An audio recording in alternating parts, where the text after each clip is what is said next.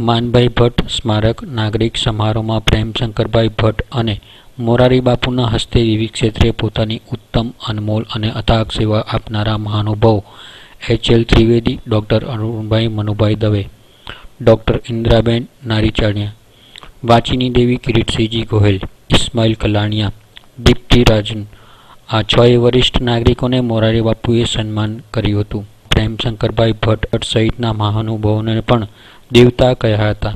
કાર્યક્રમને સફળ બનાવવા નાનકભાઈ ભટ્ટના માર્ગદર્શન હેઠળ અનિલભાઈ બોરીચા તેમજ સંસ્થાના તમામ સ્ટાફે કાર્યક્રમને સફળ બનાવ્યો હતો.